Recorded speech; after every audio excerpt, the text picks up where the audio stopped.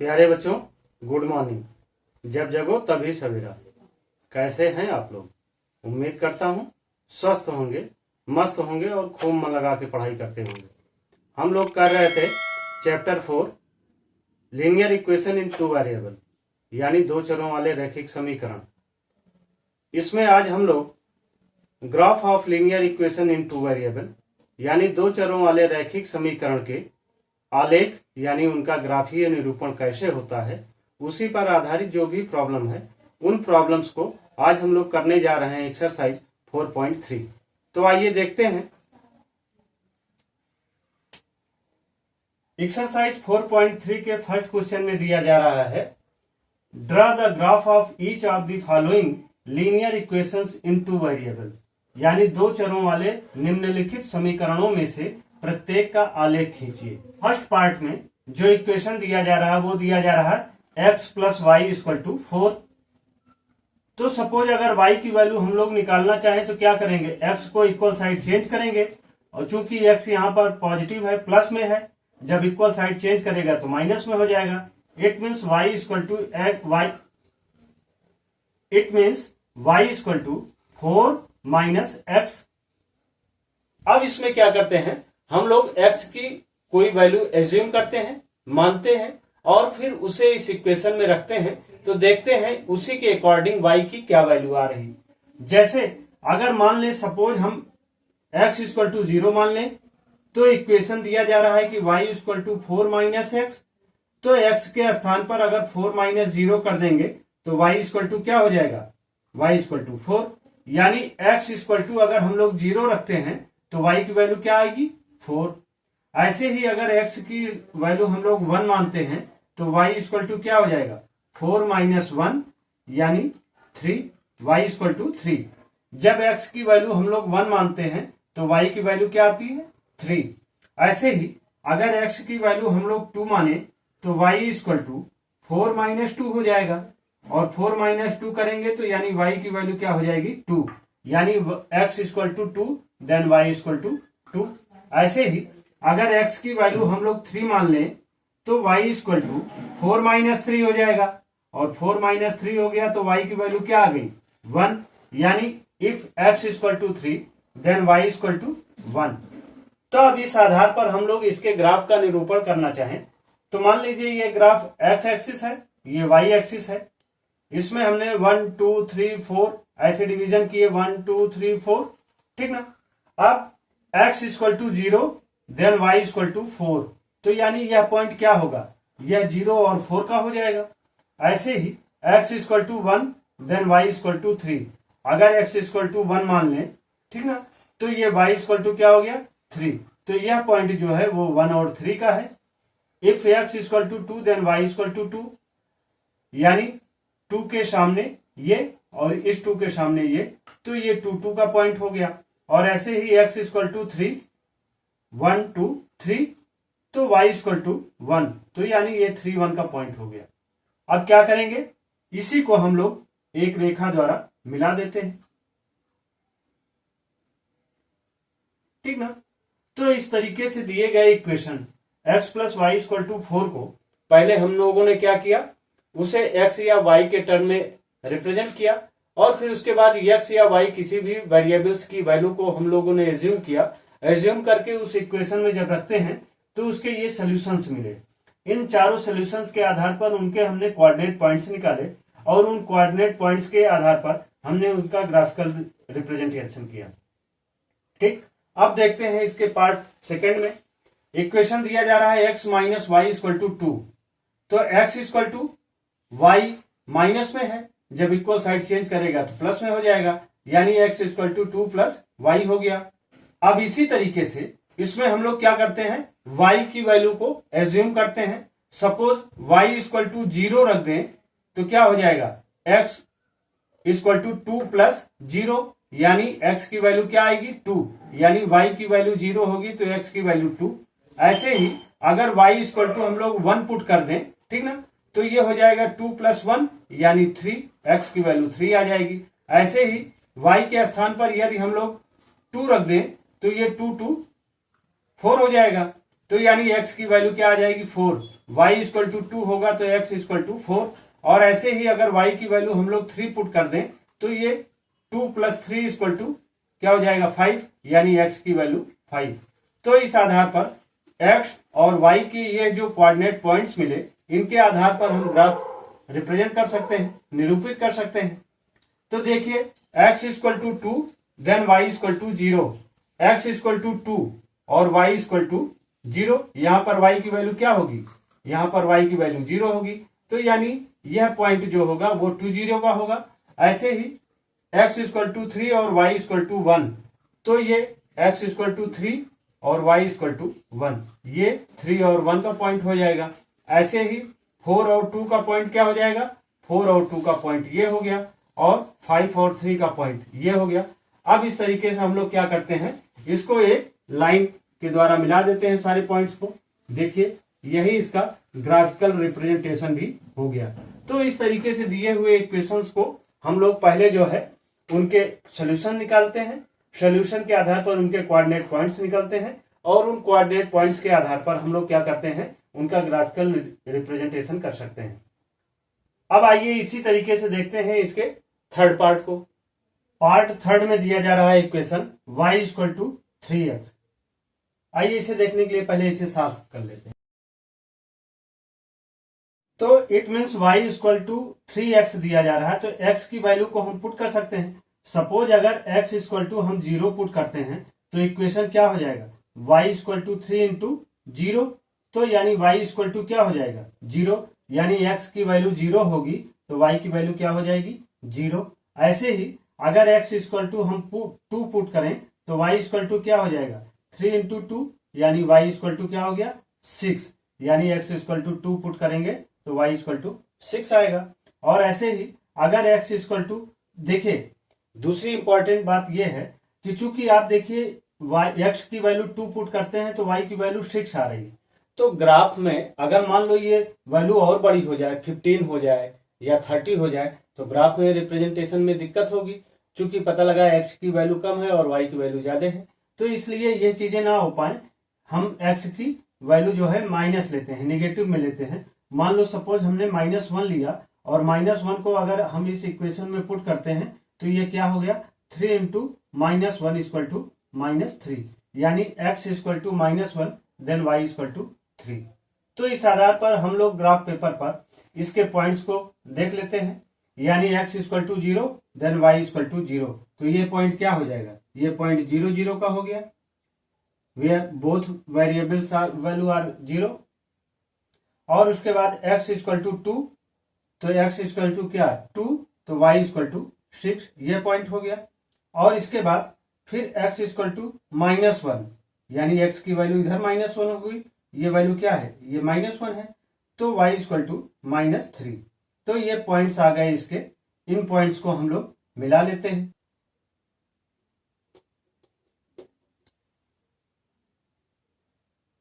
ठीक, तो इस तरीके से इसका ग्राफिकल रिप्रेजेंटेशन हम लोगों ने कर लिया।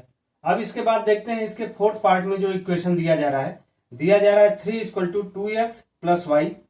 तो हम लोग इसे इक्वल साइड इधर कर लें और 3 को इक्वल साइड उधर कर दें, तो ये हो जाएगा 2x plus y equal to 3, then y equal to 3 minus 2x को इक्वल साइड चेंज करेंगे तो 3 माइनस 2x हो जाएगा। तो इस तरीके से इक्वेशन हुआ y equal to 3 minus 2x।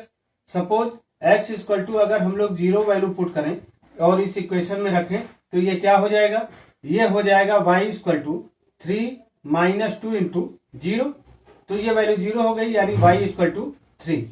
और ऐसे ही अगर x इक्वल टू हम लोग 2 पुट करें तो इक्वेशन क्या हो जाएगा, y equal to 3 minus 2 into 2, तो 2 2 जा 4 हो जाएगा, तो 3 माइनस 4 इक्वल टू y की वैल्यू क्या आ जाएगी, y की वैल्यू -1 आ जाएगी, यानी x की वैल्यू 2 पुट करेंगे तो y इक्वल टू -1।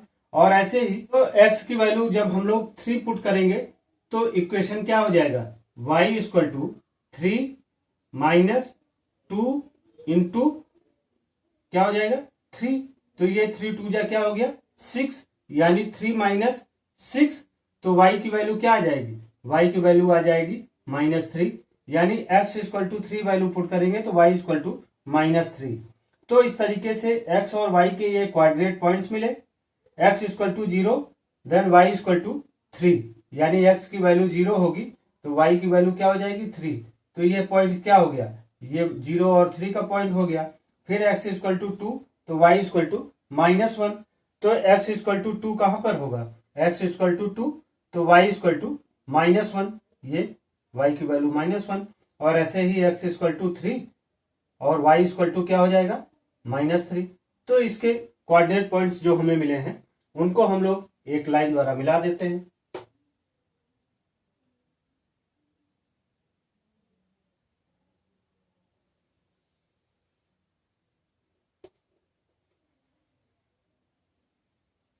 ठीक ना।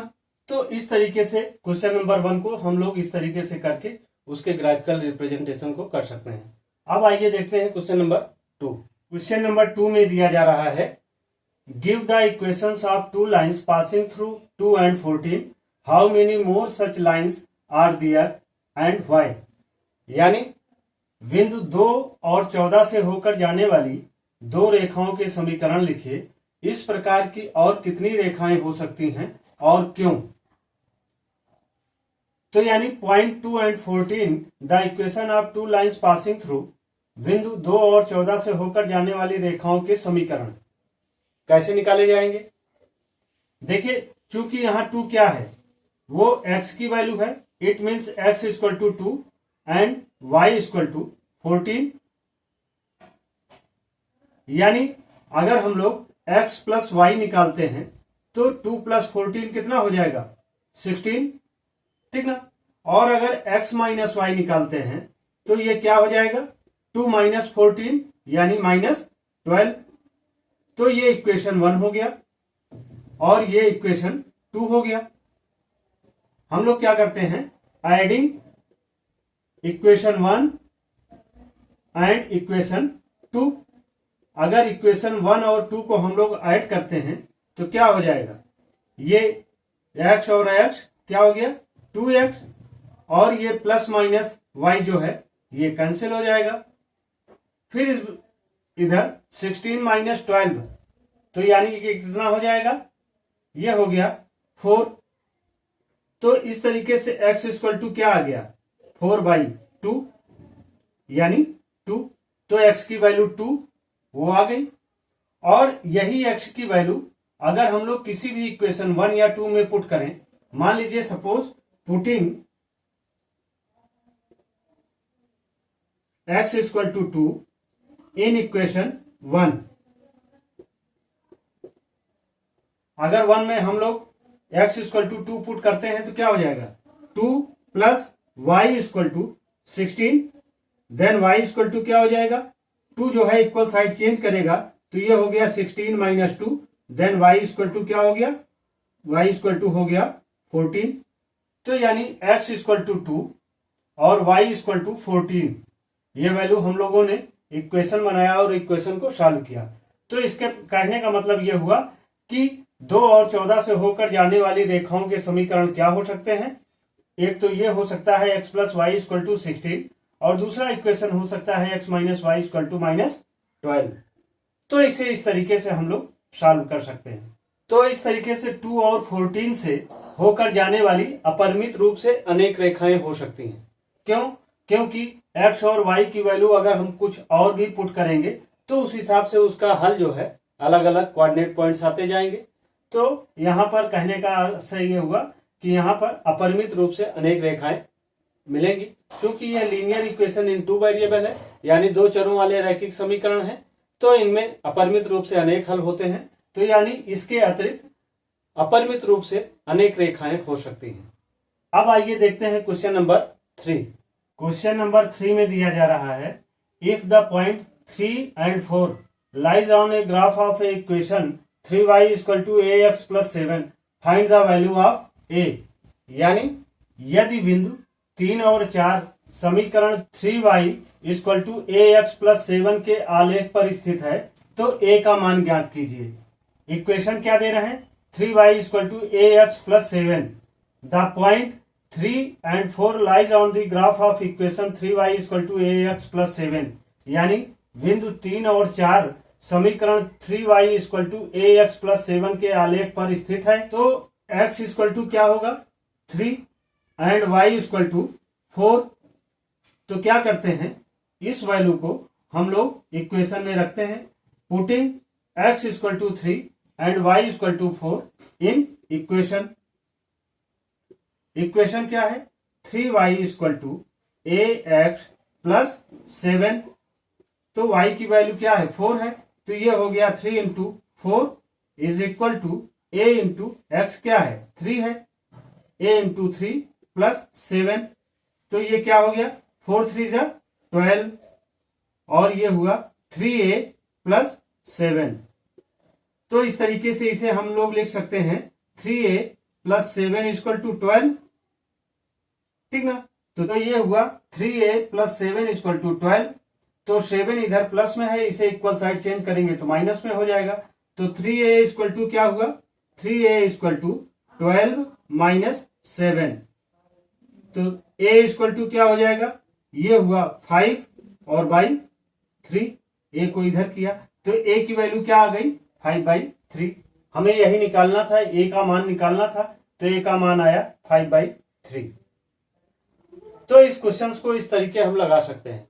अब आइए देखते हैं क्वेश्चन नंबर 4। क्वेश्चन नंबर 4 में दिया जा रहा है a taxi fare in a city is as follows. For the first kilometre of fare is ₹8 and for the subsequent distance it is ₹5 kilometre per. Taking the distance covered as x kilometre and total fare as ₹y। Write a linear equation for this information and draw a graph. एक नगर में taxi का किराया निम्नलिखित है। पहले kilometre का किराया ₹8 है और उसके बाद की दूरी के लिए प्रति किलोमीटर का किराया ₹5 है।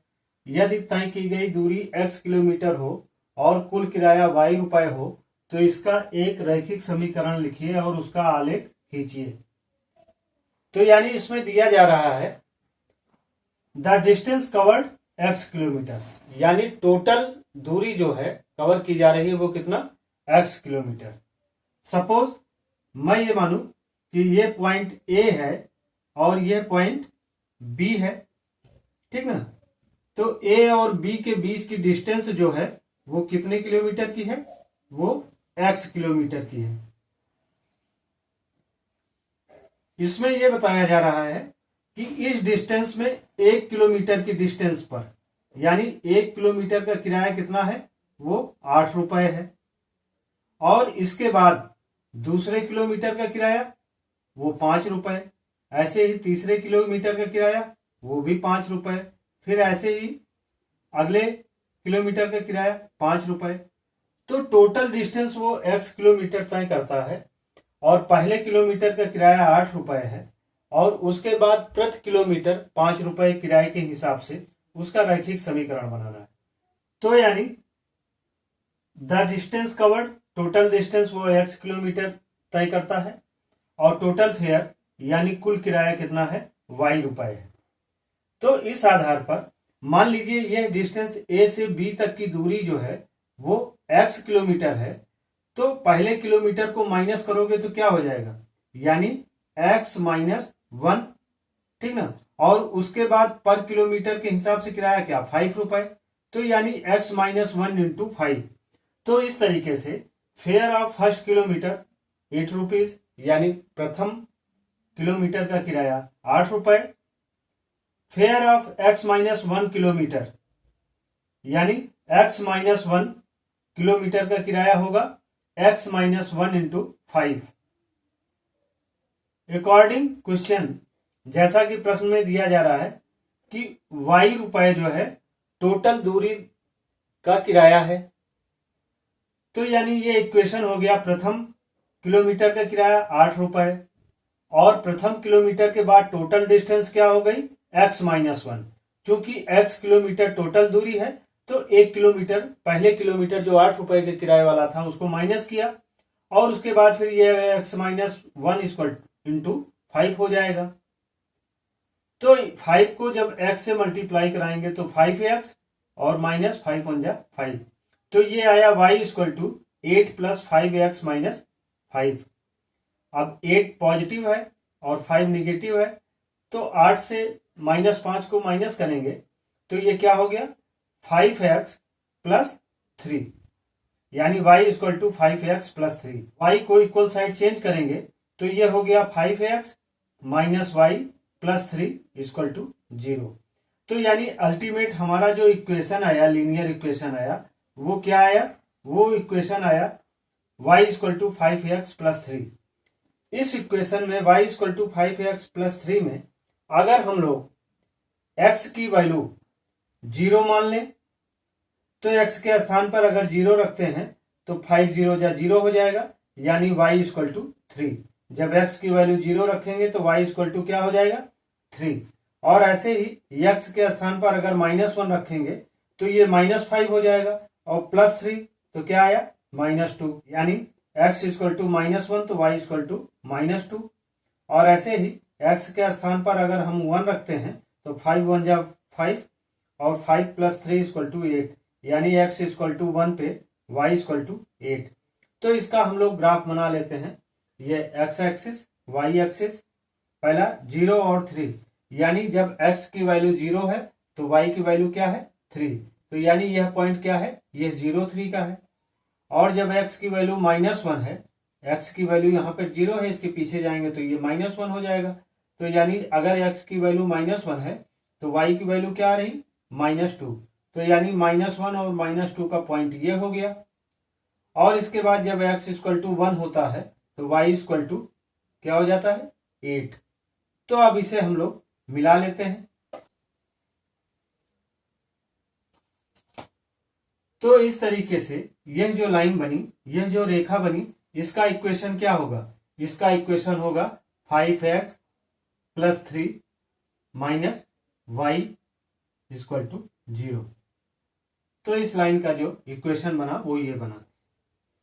इस क्वेश्चन में क्या है, बस एक ही चीज ध्यान में रखना है कि पहले किलोमीटर का किराया चूंकि 8 रुपए है और उसके बाद के पर किलोमीटर का किराया 5 रुपए है, टोटल डिस्टेंस x किलोमीटर है, तो x -1 करेंगे, यानी पहले किलोमीटर के किराए को माइनस कर देंगे, फिर आया x माइनस वाई को 5 से मल्टीप्लाई करेंगे, तो 1 किलोमीटर के बाद का जो 5 रुपए किराया पर किलोमीटर के हिसाब से है वो हम लोग x -1 इंटू 5 के आधार पर निकालेंगे।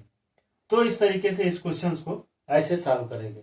अब आइए देखते हैं क्वेश्चन नंबर 5। क्वेश्चन नंबर 5 में दिया जा रहा है, from the choice given below choose the question whose graph are given in figure 1 and 2, यानी निम्नलिखित आलेखों में से प्रत्येक आलेख के लिए दिए गए विकल्पों में से सही समीकरण का चयन कीजिए। फॉर फिगर 1, ये फिगर है, ये x एक्सिस है, ये y एक्सिस है, और ये जो ग्राफ दिया जा रहा है इसमें एक पॉइंट -1 और 1, दूसरा 0 0 और तीसरा 1 और -1। यह जो इक्वेशन दिए जा रहे हैं इसके लिए हमें देखना है कि यह जो पॉइंट दिया जा रहा है वो कौन सा सही इक्वेशन है। अब देखिए, जैसे फॉर -1 एंड 1, तो पहली वैल्यू क्या होगी x की और दूसरी y की, यानी when x इक्वल टू -1 और y इक्वल टू 1, तो यानी अगर y के स्थान पर हम इसमें से 1 रख दें और x इक्वल टू -1, तो क्या दोनों इक्वल होगा, नहीं होगा, इसलिए पहला इक्वेशन नहीं।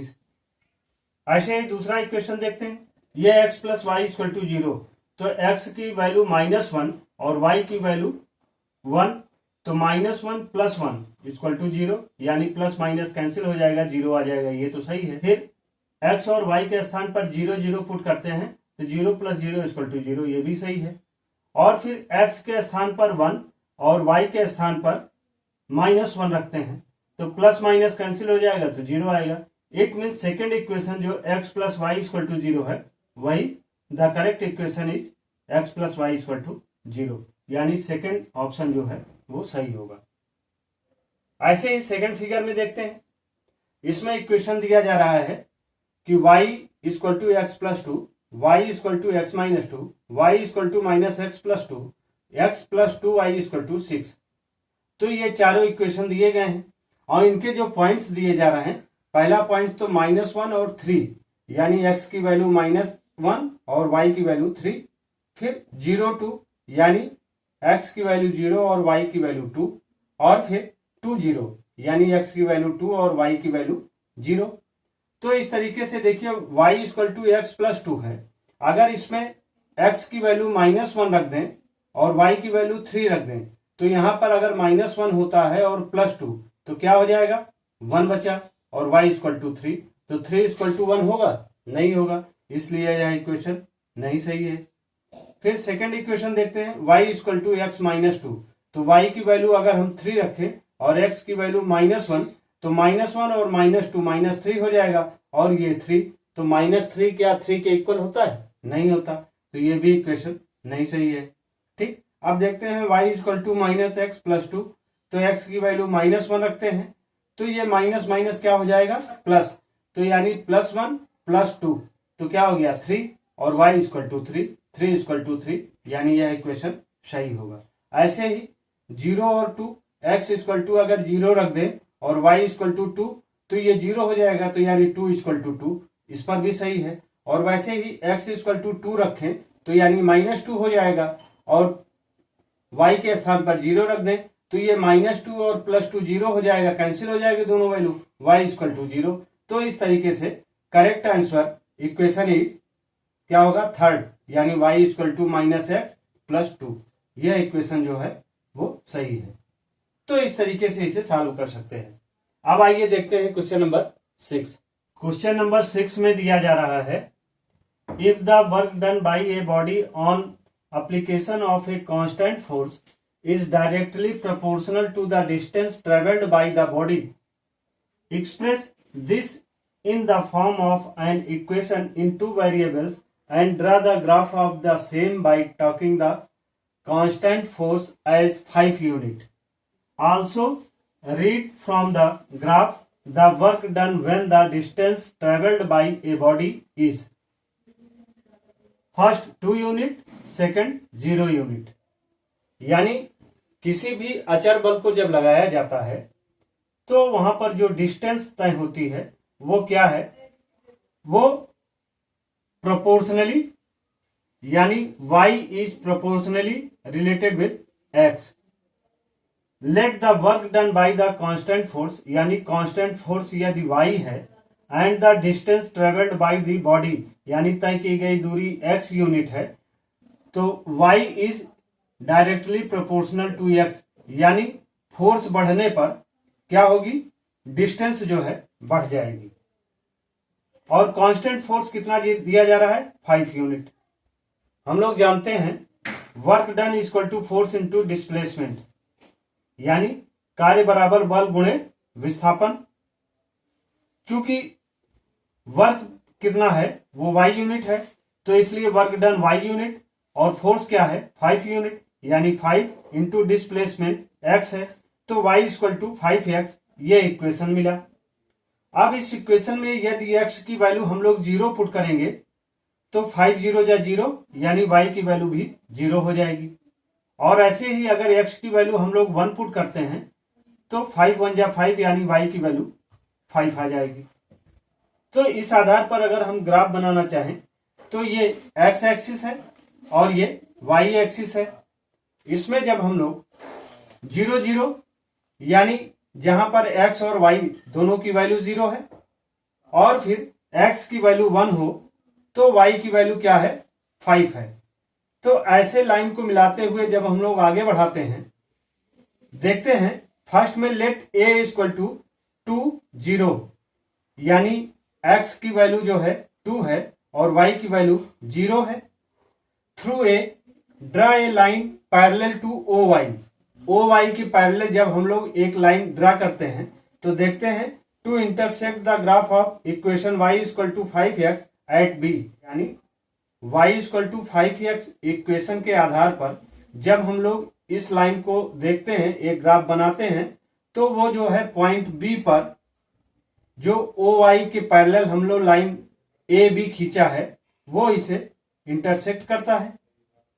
और ऐसे ही through B draw a line parallel to OX to intersect OY and C, then C equal to 0 10, यानी पॉइंट C पर जो इसके कोऑर्डिनेट पॉइंट क्या होंगे, वो होंगे 0 और 10, यानी x 0 होगा और y जो है वो 10 होगा। इसलिए work done when the distance travelled by the body is 2 unit equal to 10 unit. यानी आप देखिए यह 2 है और ये 10 है, ठीक ना। तो यानी 2 यूनिट इक्वल टू क्या हो जाएगा 10 यूनिट, यानी 2 मात्रक बराबर 10 मात्रक होगा। और सेकंड, जब यूनिट 0 0 दिया जा रहा है, 0 यूनिट दिया जा रहा है, तो clearly y equal to 0 then x equal to 0। भाई 0 जो है x y दोनों इसी पॉइंट पर 0 होगा। So the work done when the distance travelled by the body is 0 unit is 0 unit, ठीक ना। तो यानी अगर कोई भी बल नहीं लगेगा तो कहां पर पॉइंट होगा 0, और अगर कोई भी बल नहीं लगेगा तो डिस्टेंस भी, वो तय की गई दूरी भी जो होगी वो क्या होगी, वो 0 होगी। तो इस आधार पर दिए गए क्वेश्चंस को सॉल्व करते हुए ऐसा ग्राफ हम लोग रिप्रेजेंट कर सकते हैं। तो ये क्वेश्चन ऐसे लगेगा। अब आइए देखते हैं क्वेश्चन नंबर 7। क्वेश्चन नंबर 7 में दिया जा रहा है, Yamini and Fatima, 2 student of class 9 of a school, together contributed ₹100 towards the prime minister relief fund, relief fund to help the earthquake victims. Write a linear equation which satisfies the data. You may take their contribution as ₹X and ₹Y. Draw the graph of the same.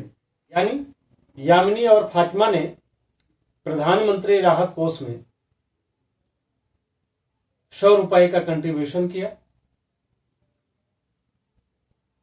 Let the contribution of Yamini and Fatima be X and Y respectively. Then the according to the question, यानी प्रश्न के अनुसार x plus y equal to 100। Now y equal to x को equal side change करेंगे तो minus हो जाएगा, तो यानी y equal to 100 minus x equal to 0 अगर वैल्यू पुट करते हैं तो क्या हो जाएगा y इक्वल टू 100, और अगर x equal to 50 value put करते हैं तो y इक्वल टू 50।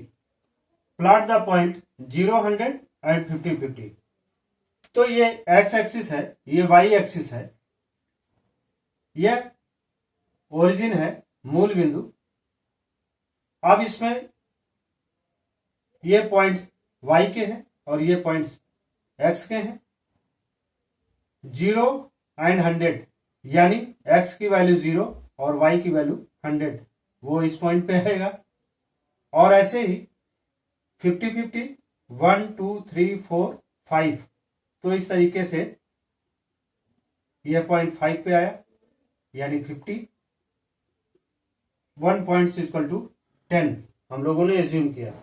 तो इस तरीके से 0 100 पॉइंट और 50 50 पॉइंट्स को मिला के हमने एक ग्राफ बनाया, और इसका ये ग्राफिकल रिप्रेजेंटेशन हो गया लीनियर इक्वेशन इन 2 वेरिएबल्स के रूप में। यानी 2 चरों वाले रैखिक समीकरण को हम लोग इस तरीके से ग्राफ में निरूपित करके इस क्वेश्चन को सॉल्व कर सकते हैं। अब आइए देखते हैं क्वेश्चन नंबर 8। क्वेश्चन नंबर 8 में दिया जा रहा है, in countries like USA and Canada temperature is measured in Fahrenheit, whereas in countries like India it is measured in Celsius. Here is a linear equation that convert Fahrenheit to Celsius. F equal to 9/5C plus 32। यानी USA और Canada जैसे देशों में temperature को हम लोग Fahrenheit में major करते हैं, जबकि इंडिया में इसे सेल्सियस में मेजर करते हैं। तो यह जो इक्वेशन दिया जा रहा है, इसे हमें फ़ारेनहाइट को सेल्सियस में कन्वर्ट करना है। फर्स्ट पार्ट में जो दिया जा रहा है, draw the graph linear equation, यानी यह जो इक्वेशन दिया जा रहा है F equal to 9/5 C plus 32 के लिए लीनियर इक्वेशन का एक ग्राफ हमें बनाना है। इसमें सेल्सियस फॉर एक्स एक्सिस, यानी एक्स एक्सिस पे सेल्सियस को और फ़ारेनहाइट को वाई एक्सिस पर कंसीडर करते हैं। तो इसके अनुसार जो टेबल होगी वो क्या होगी, अगर मान लीजिए हम c की वैल्यू 0 रख दें यहां पर, तो ये पूरी वैल्यू इसके साथ मल्टीप्लाई होगी तो 0 हो जाएगी, यानी f इक्वल टू क्या हो जाएगी 32। जब सेल्सियस को 0 रखेंगे तो फ़ारेनहाइट 32 आएगा। और ऐसे ही अगर c की वैल्यू हम 5 रख दें तो ये 5 इस 5 से कैंसिल हो जाएगा, बचा क्या 9, और 9 प्लस 32 इक्वल टू 41, यानी सेल्सियस 5 पे फ़ारेनहाइट 41, यानी x एक्सिस पे 5 और y एक्सिस पर 41। तो इस हिसाब से हम इसका ग्राफ बना लेते हैं। देखिए जब 0 है, x की वैल्यू क्या है 0 है, तो y यानी फ़ारेनहाइट क्या है 32, तो 0 और 32 का पॉइंट ये होगा। और जब सेल्सियस 5 है, यानी आप देखिए यहां से ये 1 है तो यहां से 5 होगा, तो ये आया 5 और ये 40 है, 1 ऊपर गया, ये 41, 5 और 41 का पॉइंट ये है। तो इन दोनों पॉइंट को हम एक रेखा द्वारा निरूपित करके इसके लीनियर इक्वेशन के ग्राफ को निरूपित कर सकते हैं। सेकेंड पार्ट में कह रहा है कि यदि सेल्सियस जो है 30 डिग्री है तो फ़ारेनहाइट ज्ञात कीजिए। यानी इस इक्वेशन में c की वैल्यू जो दे रहा है वो क्या दे रहा है 30 डिग्री, तो यानी f इक्वल टू 9/5 इंटू सी के स्थान पर हम लोग क्या करते हैं 30 लिखते हैं प्लस 32। अब इसे सॉल्व करेंगे तो 5 6 जा 30 और 9 6 जा 54, 54 प्लस 32 equal to 86 degree Fahrenheit. Third part में यदि फ़ारेनहाइट यानी f इक्वल टू 95 दिया जाए तो यह जो इक्वेशन है यहां पर f के स्थान पर हम क्या लिखेंगे 95 equal to 9/5 into C plus 32।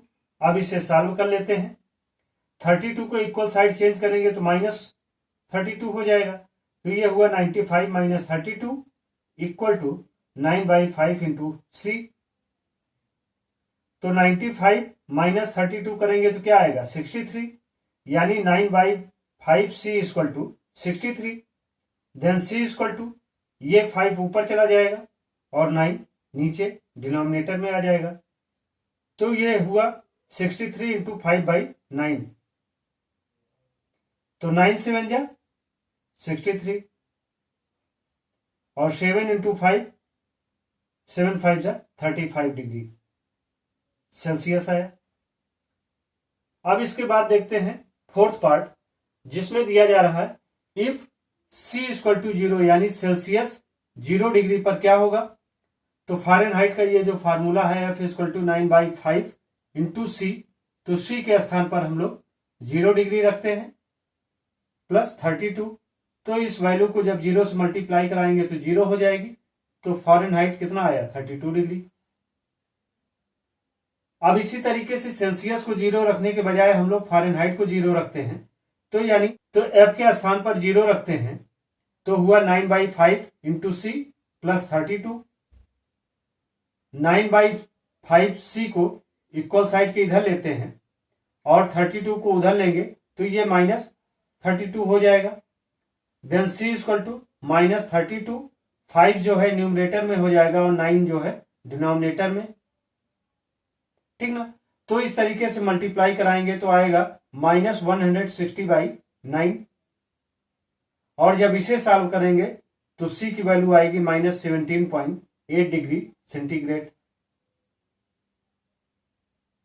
ठीक ना। ऐसे इसके फिफ्थ पार्ट में कह रहे हैं कि इफ एफ इक्वल टू सी, यानी फ़ारेनहाइट और सेल्सियस दोनों डिग्री आप आपस में इक्वल हों तो क्या होगा।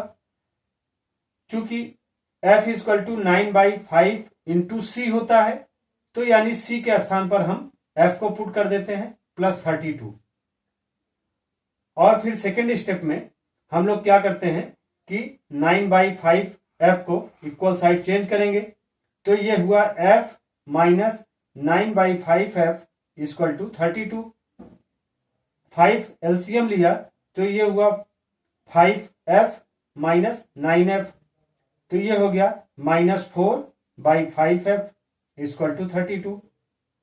Then f equal to 32 into ये 5 क्या होगा, न्यूमरेटर हो जाएगा और -4 डिनोमिनेटर।